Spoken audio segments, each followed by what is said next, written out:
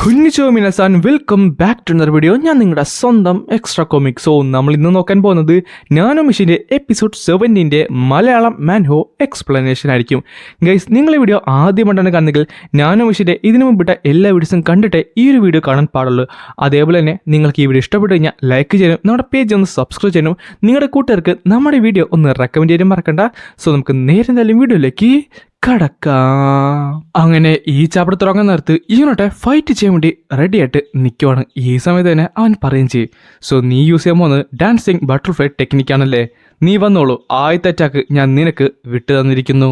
ഞാനിപ്പോൾ ഒരു ബിഗിനിങ് ആയുള്ള അസെൻഡന്റ് മാസ്റ്റർ ലെവലാണുള്ളത്. എൻ്റെ ഇന്ത്യയിൽ പവേഴ്സ് വർഷങ്ങളോളം മാസ്റ്റർ റിഫൈൻ ചെയ്ത ഒരാളായിട്ട് കമ്പയർ പോലും ചെയ്യാൻ സാധിക്കത്തില്ല. ഈവൻ ആദ്യത്തെ സ്ട്രൈക്ക് എന്നോട് ചെയ്യാൻ പറയുന്നതിൻ്റെ പ്രൂഫ് തന്നെ അദ്ദേഹം ഇതുവരെ എന്നെ ത്രെറ്റനായിട്ട് കണ്ടിട്ടില്ല എന്നാണ്. അതുകൊണ്ട് തന്നെ ഇത് ഞാൻ ഇന്നിവിടെ അവസാനിപ്പിക്കൂ, അത് ഉറപ്പാണ്. ഞാൻ എൻ്റെ 10 സ്റ്റാർ അറ്റാക്ക് തന്നെ ചെയ്യുമെന്ന് പറഞ്ഞിട്ട് പെട്ടെന്നായിരുന്നു അവരുടെ അറ്റാക്ക് ചെയ്യാനായിട്ട് അവിടേക്ക് റഷ് ചെയ്ത് ചെന്നത്. ഈ സമയത്ത് പ്രൊഫസർ സാങ് ഒന്നും ഞെട്ടി. അടുത്ത സെക്കൻഡ് തന്നെ ഇവനോട്ട് ഒരു അറ്റാക്ക് ചെയ്യാൻ വേണ്ടി പോവുകയും ചെയ്യും. ഇവൻ ശരിക്കും ഫാസ്റ്റ് ആണെന്ന് പറയുന്നുണ്ടെങ്കിലും ആ ഒരു അറ്റാക്ക് അവൻ ബ്ലോക്ക് ചെയ്തു. പക്ഷേ അവൻ്റെ കാല് ഒന്ന് ഇടറി. അത് മനസ്സിലാക്കി ഇവനോട്ട് അവനെ ബാക്കിലേക്ക് കണ്ടിന്യൂസ്ലി പുഷ് ചെയ്യാനും തുടങ്ങി. പ്രൊഫസർ സാങ് വിചാരിച്ചതിലും കൂടുതലായിരുന്നു നമ്മുടെ ഇയോന്റെ പവർ. കോപ്പ്, ഞാൻ 7 സ്റ്റാർ ഡിഫൻസ് യൂസ് ചെയ്ത പോലും 5 അടി ഞാൻ ബാക്കിലേക്ക് മാറിയിരിക്കുന്നു. ഇവന്റെ ഇന്റേണൽ പവേഴ്സ് എന്റെ പറ്റേ പോലും വരത്തില്ല. പക്ഷെ അവന്റെ എക്സ്റ്റേണൽ പവേഴ്സ് അതെന്തായാലും ഒരു ജോക്കല്ല. ഇവൻ എന്തായാലും ഒരു ഫൈറ്റില്ലാതെ ഇവിടുന്ന് പോകത്തില്ല എന്നാണ് എനിക്ക് തോന്നുന്നത്. എനിക്ക് വിശ്വസിക്കാൻ സാധിക്കുന്നില്ല, ഇത്രയും പേരുടെ മുമ്പിൽ നിന്നുകൊണ്ട് ഞാൻ നാണം കെടുവാണെന്ന്. അടുത്ത സെക്കൻഡ് അവർ തമ്മിൽ ഒരു ക്ലാഷും കൂടെ ഉണ്ടായിട്ട് ഇവനോട് നേരെ ബാക്കിലേക്ക് ചാടുകയും ചെയ്യും. സോ കംപ്ലീറ്റ്ലി ഒസന മാസ്റ്റർ ലെവലിലേക്ക് എത്തിയിട്ടില്ല. നീ എന്തായാലും ഇവിടുന്ന് രക്ഷപ്പെടുത്തില്ലെന്ന് പറഞ്ഞിട്ട് പെട്ടെന്ന് പ്രൊഫസർ സാങ്ങായിട്ട് അവന്റെ അടുത്തേക്ക് ഓടി വരും. ഈ അറ്റാക്ക് പിടിച്ചെന്ന് പറഞ്ഞാണ് പുള്ളിക്കാരൻ ഇത്തവണ അറ്റാക്ക് ചെയ്യാനായിട്ട് പോയത്. ഈ സമയത്ത് ഇവൻ പറയും ചെയ്യും, എനിക്ക് അവനെ കാണാൻ സാധിക്കുന്നുണ്ട്. ഞാനോട് സഹായം ഇല്ലെങ്കിൽ കൂടി അദ്ദേഹം എന്താണ് ചെയ്യാൻ പോകുന്നതെന്ന് എനിക്ക് മനസ്സിലാകുന്നുണ്ട്. സാഫയർ സ്റ്റോണിലുള്ള ആ ഒരു അൾട്ടിമേറ്റ് കൗണ്ടർ ടെക്നിക്ക് വെച്ച് നോക്കാത്ത ഇത് ഒന്നും തന്നെയല്ലെന്ന് പറഞ്ഞിട്ട് അവൻ ചെയ്ത അറ്റാക്ക് ഇവനോട്ടെ ഡോഡ് ചെയ്യുന്നുണ്ട്. ഈ സമയത്ത് പ്രൊഫസർ സാങ് പറയും ചെയ്യും, അത് കൊള്ളാം, നീ ഇത്രക്ക് മണ്ടനായിരുന്നോ, നീ എന്റെ അറ്റാക്കിംഗ് റേഞ്ചിന്റെ അകത്തേക്കാണ് വന്നിട്ടുള്ളത്. ഫോം 2 യൂസ് ചെയ്ത് കഴിഞ്ഞാൽ നീ ഇപ്പൊ തന്നെ തീരുമെന്ന് പറയുന്നുണ്ടെങ്കിലും പെട്ടെന്ന് ഇവനോട്ടെ അവനെ അറ്റാക്ക് ചെയ്യുന്നുണ്ട്. അതാട്ടെ കംപ്ലീറ്റ്ലി സർപ്രൈസ് ആയി. കാര്യം എല്ലാവരും ഞെട്ടിത്തെരിച്ചു പോയി. ഒരേപോലെ തന്നെ പ്രോസസ്സും അതേപോലെ തന്നെ പിള്ളേരും. ഈ സമയത്ത് അവൻ പറയും ചെയ്യും, ഇങ്ങനെ വരാൻ വഴിയില്ലല്ലോ, അവൻ എങ്ങനെയാണ് ഡീമൺ സോട്ട് ടെക്നിക്ക്, അതും 7 demon sword technique dancing butterfly ടെക്നിക്കിന്റെ ബേസിക്കുള്ള ഫോം കൊണ്ട് ഡിഫ്ലക്ട് ചെയ്തത്? ഈ കുരിപ്പനെ കൗണ്ടർ അറ്റാക്ക് ചെയ്തിരിക്കുന്നു. ഇവൻ എത്ര ധൈര്യം കൊണ്ടിട്ടാണ് ഞാൻ അടുത്ത 10 സ്റ്റാർ അറ്റാക്ക് കൊണ്ട് നിന്റെ ബോധം തന്നെ കിടത്താൻ പോയാണ്, നീ ഇവിടെ തീർന്നിടാന്ന് പറഞ്ഞിട്ട് പെട്ടെന്ന് അവനൊരു അറ്റാക്ക് ചെയ്യാനായിട്ട് പോയി. കോവ്, ഇവൻ എന്നെ കാണിക്കാൻ വന്നത് അത് ലീത്തിലുള്ള ടെക്നിക്കാണെന്ന് ഹോം പറയുകയും ചെയ്യും. ആ സമയത്ത് തന്നെ ഇവനെ അവൻ അറ്റാക്ക് ചെയ്ത് കഴിഞ്ഞിരുന്നു. പെട്ടെന്നായിരുന്നു ഇവന്റെ ശരീരം മുഴുവൻ ആ ഒരു വേദന കൊണ്ട് നിറഞ്ഞത്. കോപ്പ്, ഇവനിത് മനഃപൂർവ്വം ചെയ്യുവാണല്ലോ. മാസ്റ്റർ, താങ്കളുടെ ഇന്റേണൽ ഓർഗൻ കംപ്ലീറ്റ്ലി ഡാമേജ് ആയിട്ടുണ്ട്. ഫോറിൻ എനർജി താങ്കളുടെ ബോഡിയിലേക്ക് കയറുവാണ്. നോനോ പിടിച്ചു നിൽക്കി. ഈ സമയത്ത് തന്നെ ഞാൻ പറയും ചെയ്യും, accelerating regeneration of internal injuries എന്ന് പറഞ്ഞിട്ട് പെട്ടെന്ന് തന്നെ റീജനറേറ്റ് ചെയ്യുന്നുണ്ട്. അതേസമയം തന്നെ ഇവനൊട്ടും തന്നെ ബാക്കിലേക്ക് പോകാതെ വീണ്ടും അവനെ അറ്റാക്ക് ചെയ്തുകൊണ്ടേയിരുന്നു, ഒരു മോൺസ്റ്ററിനെ പോലെ. എങ്ങനെയാണ് ഇതൊക്കെ ചെയ്യുന്നത്? എനിക്ക് ഉറപ്പാണ് അവന് നല്ല മേജറുള്ള ഡാമേജ് കിട്ടിയിട്ടുണ്ട്. പക്ഷേ ഇവൻ എങ്ങനെയാണ് മുന്നോട്ട് വന്നത്? അടുത്ത സെക്കൻഡിൽ തന്നെ ഇവന് ഒരു ഗ്യാപ്പ് കിട്ടിയ അവൻ നേരെ അറ്റാക്ക് ചെയ്യാനായിട്ട് പോവുകയും ചെയ്യും. കോപ്പ്, എൻ്റെ ക്യൂ യൂസ് ചെയ്തുകൊണ്ട് ഇത് കംപ്ലീറ്റ് ഞാൻ ഡിഫെൻഡ് ചെയ്യണം, അല്ലെങ്കിൽ എന്ന് പറഞ്ഞ് തീരുന്നതിന് മുമ്പ് ആ ഒരു അറ്റാക്ക് അവൻ്റെ റിബിൽ വന്ന് വീഴുകയും അവൻ്റെ 3 റിബ് കംപ്ലീറ്റ്ലി ഒടിഞ്ഞ് പോവുകയും ചെയ്തു. പെട്ടെന്ന് തന്നെ ചോര ഛർദ്ദിച്ചുകൊണ്ട് അവൻ്റെ കിളി പോയിട്ടുണ്ട്. അവന് നന്നായിട്ട് വേദനിക്കാനും തുടങ്ങി. കണ്ടു നിന്ന എല്ലാവർക്കും അത് അവിശ്വസനീയമായ ഒരു കാഴ്ച തന്നെയായിരുന്നു. നീ ശരിക്കൊരു മോൺസ്റ്റർ തന്നെയാണെന്ന് പറഞ്ഞിട്ട് പ്രൊഫസർ സാങ്ങിന്റെ ബോധം പോയി. അവൻ നേരെ ഇയോനെ വലിച്ചോട് താഴത്തേക്ക് വീണു. കുറച്ചു നേരത്തേക്ക് അവിടെ നിശബ്ദത മാത്രമേ ഉണ്ടായിരുന്നുള്ളൂ. ഇവൻ ഇയോന് പോലും അവിടെ സംഭവിച്ചത് എന്നാന്ന് മനസ്സിലാകുന്നില്ലായിരുന്നു. ഒരു പിൻ ഡ്രോപ്പ് സൈലന്റ് ആണ് അവിടെ ഇപ്പോൾ ക്രിയേറ്റ് ആയിട്ടുള്ളത്. ഈ സമയത്ത് തന്നെ യു ചാൻ പറയും ചെയ്യും, അപ്പോൾ യോമ്പ് പറഞ്ഞത് കള്ളമല്ലായിരുന്നു, ഇവൻ ശരിക്കും ഡേഞ്ചറസ് ആണ്, ഇവനൊരു ത്രെറ്റ് തന്നെയുള്ള ചാൻസ് വളരെ കൂടുതലുമാണ്. ഡിമോണിക്കാലിറ്റി തന്നെ ഒരു ലെജൻഡറി മൊമെന്റ് ആയിരുന്നു sword demon the 7 demon sword technique create ചെയ്തത്.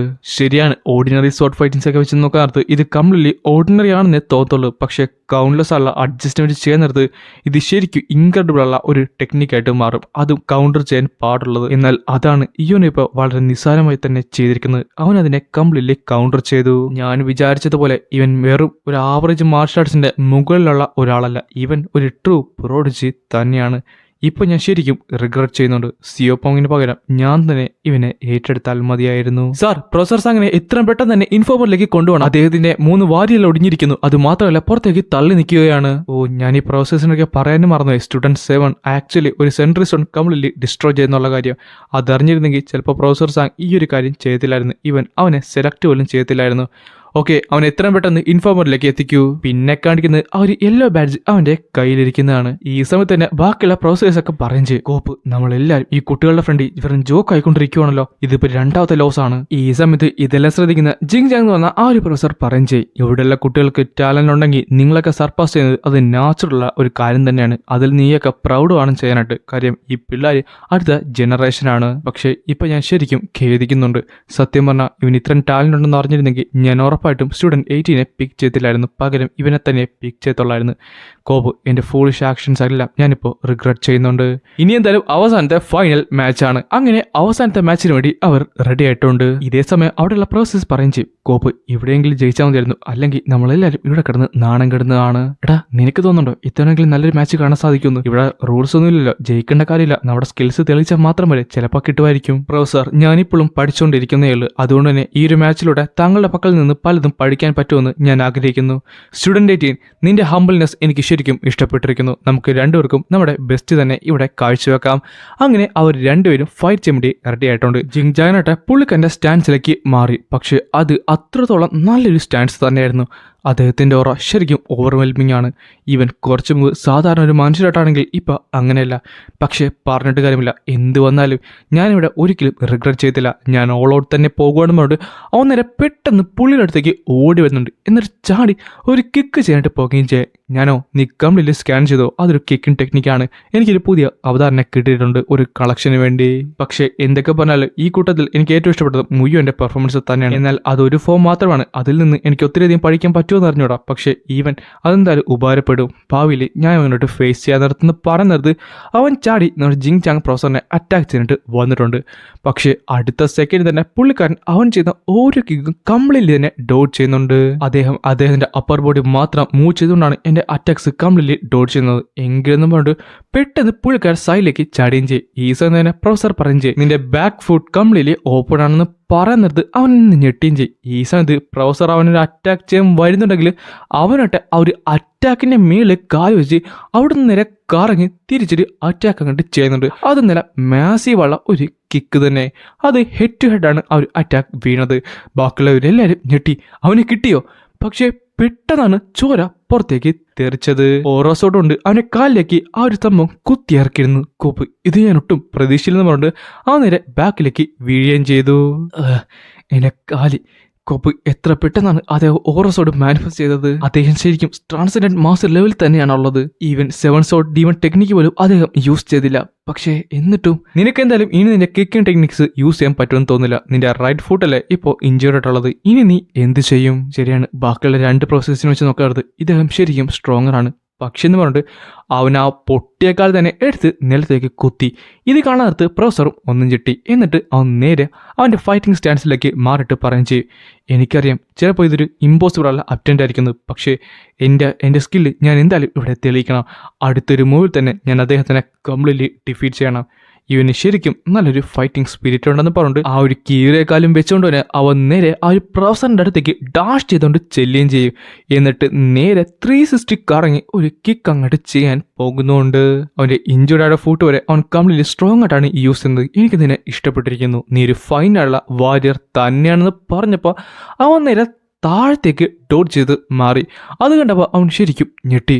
എന്ത് ഇല്യൂഷൻ ടെക്നിക്കോ?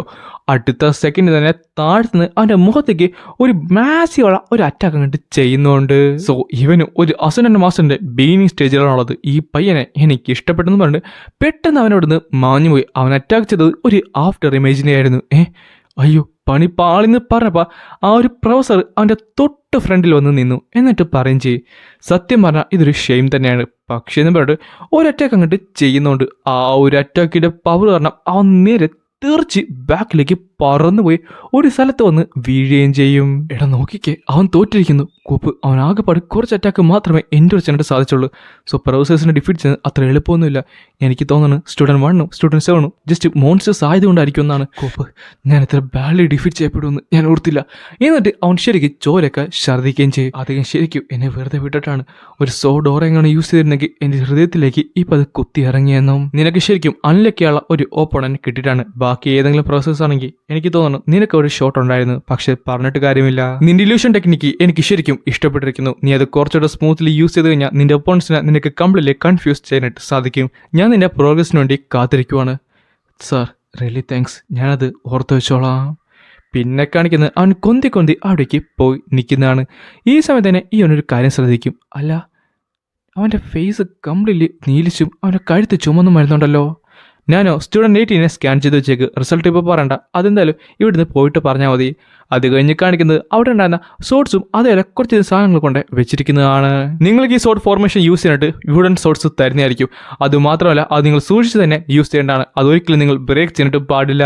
പിന്നെ പറഞ്ഞതുപോലെ യെല്ലോ ബാഡ്ജ് സ്റ്റീൽ ചെയ്ത് കഴിഞ്ഞാൽ നിങ്ങളൊരു ഗ്രൂപ്പ് ലീഡറായ. ഞാൻ പറഞ്ഞത് മനസ്സിലായോ? ഫോർ ദി ഡിമോണിക് പേ എന്ന് പറഞ്ഞ് അവരെല്ലാം അറേഞ്ച് ചെയ്യും. അത് കഴിഞ്ഞ് കാണിക്കുന്നത് അവരെല്ലാവരും പിരിഞ്ഞ് പോകുന്നതാണ്. ആദ്യം തന്നെ ഞാൻ ഡിമോണിക് മാർബിൾ കഴിക്കണം. പക്ഷേ അതിനു മുമ്പ് കുറച്ചധികം കാര്യമുണ്ടെന്ന് പറഞ്ഞപ്പോൾ കുറച്ചധികം പിള്ളേർ അവൻ്റെ അടുത്തേക്ക് വന്നിട്ടുണ്ട്. അതിൽ കൂട്ടത്തിൽ സ്ട്രോങ് ആയിട്ട് തോന്നുന്ന പലരും ഉണ്ടായിരുന്നു. ഈ സമയത്ത് തന്നെ ഈ ഉണ്ണി എന്താണ് പറയണമെന്ന് അറിയാമല്ല. പെട്ടെന്നായിരുന്നു നമ്മുടെ ഹിയോബങ് അവിടേക്ക് വന്ന് പറയുന്നത്. ഞങ്ങളുടെ ലോഡുമായിട്ട് നിങ്ങൾക്ക് എന്തെങ്കിലും ബിസിനസ് ഉണ്ടോ എന്ന് ചോദിച്ചുകൊണ്ട് 4 പേര് ഈ എൻ്റെ വട്ടം വന്ന് നിപ്പോണ്ട്.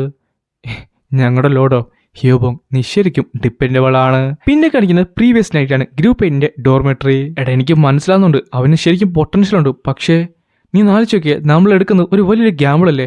ബാക്കിയുള്ള 6 സെറ്റ്സിനെ നിനക്ക് പേടിയില്ലെന്ന് മാച്ചിലും ഉൻചിയാനോ അതേപോലെ ഡേമിയൻ ഹോയും ചോദിക്കുന്നുണ്ട്. എടാ എനിക്ക് ശരിക്കും പേടിയുണ്ട്.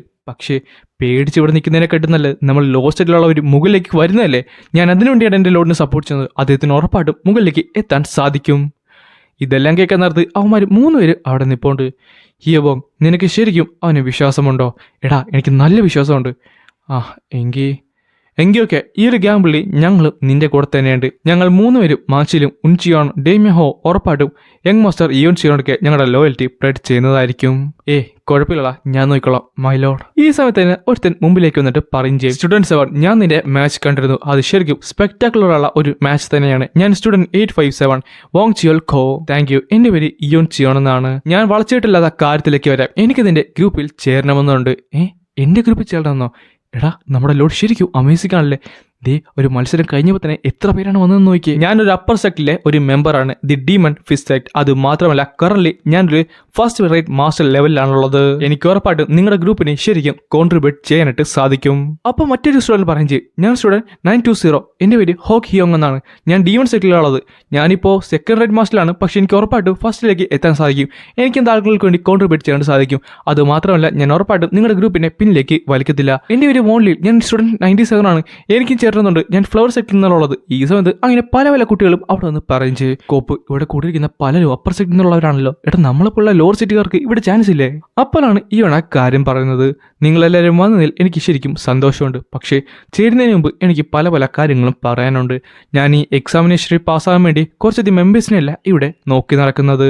ഞാൻ തിരിയുന്നത് എൻ്റെ കൂടെ സഞ്ചരിക്കാൻ താല്പര്യമുള്ളവരാണ്. ഞാൻ ചൂസ് ചെയ്യുന്ന പാത്ത് എന്ന് പറഞ്ഞത് ഡേഞ്ചർസും അതേപോലെ കല്ലും മുള്ളും നിറഞ്ഞതായിരിക്കും. ഈ ഒരു അക്കാഡമി ലീവ് ചെയ്യുന്നിടത്തും എന്നെ ഫോളോ ചെയ്യാൻ പറ്റുന്നവരാണ് ഞാൻ തേടി നടക്കുന്നത്. ചുരുക്കം പറഞ്ഞാൽ എൻ്റെ അവസാനം വരെ, എൻ്റെ ഏറ്റവും അന്ത്യം വരെ എൻ്റെ കൂടെ നിൽക്കുന്ന കോമ്രേഡ്സിനാണ് എനിക്ക് ആവശ്യം. അതും പറഞ്ഞുകൊണ്ടാണ് ഈ ഒരു ചാപ്റ്റർ ഇവിടെ അവസാനിക്കുന്നത്.